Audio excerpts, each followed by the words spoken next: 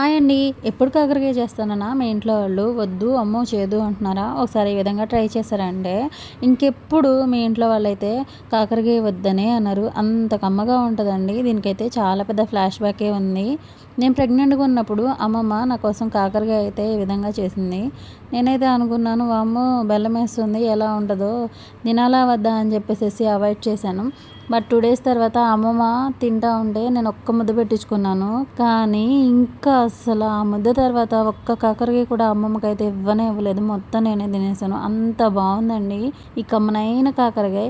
నేనెందుకు మిస్ అవ్వాలా అని చెప్పేసి నేను కూడా నేర్చుకుని ఇదిగో ఇలా అయితే చేశాను. అంత పర్ఫెక్ట్గా రాలేదు కానీ పర్లేదు బాగానే వచ్చింది. టేస్ట్ అయితే చాలా బాగుంది.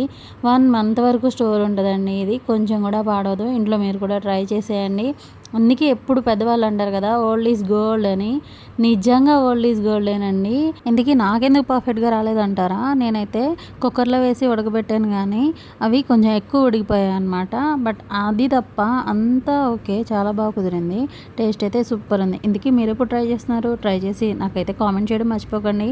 ఆగండి అలా వెళ్ళిపోకండి. ఈ వీడియోని లైక్ చేసి సబ్స్క్రైబ్ చేసుకోండి.